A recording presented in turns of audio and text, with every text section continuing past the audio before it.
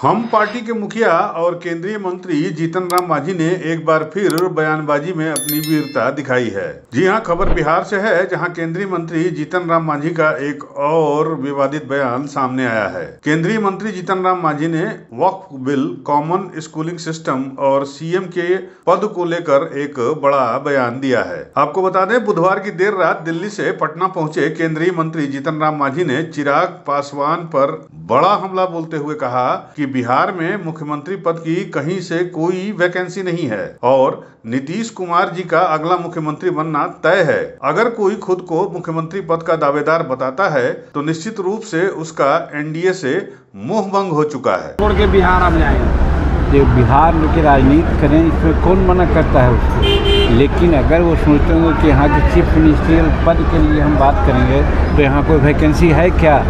यहाँ तो तय है कि एनडीए के नेतृत्व में और नीतीश कुमार के नेतृत्व में चुनाव लड़ेंगे। नीतीश कुमार के नेतृत्व में चुनाव लड़ेंगे, अगला चीफ मिनिस्टर भी नीतीश कुमार ही होंगे और 225 सीट हम लोग प्राप्त करेंगे। तो एनडीए 225 सीट प्राप्त करे, इसके लिए बात होनी चाहिए। अगर इसके इतर कोई बात करता है, इसका मतलब है कि एनडीए से उसका कोई बहुत नाता नहीं है। अगर सचमुच में बिहार और भारत के प्रति किसी के दिमाग में संवेदना है तो उसको कोई ऐसी हरकत नहीं करना चाहिए जिससे कि एनडीए कमजोर हो। जीतन राम मांझी यही नहीं रुके, वक्फ बिल, कॉमन स्कूलिंग और सीएम की कुर्सी पर भी बोले।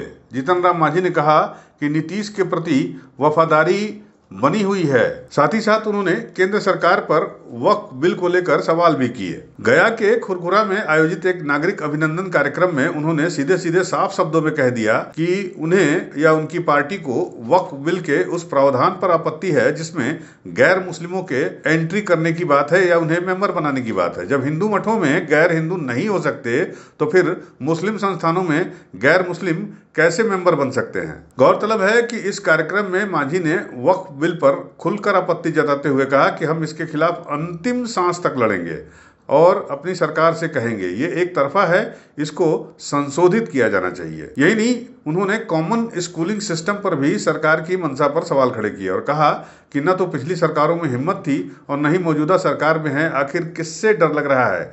कॉमन स्कूल लागू क्यों नहीं किया जा रहा? सरकार की नीयत में खोट है, तभी समान शिक्षा का सपना अभी तक अधूरा बना हुआ है। तेजस्वी यादव को लेकर भी जीतन राम मांझी ने तीखा तंज कसा है। उन्होंने कहा कि तेजस्वी इंडी गठबंधन के संयोजक हो सकते हैं लेकिन वो मुख्यमंत्री नहीं हो सकते। बिहार में मुख्यमंत्री पद की कहीं कोई वैकेंसी नहीं है। नीतीश कुमार ही एकमात्र मुख्यमंत्री हैं, आगे भी वही मुख्यमंत्री रहेंगे।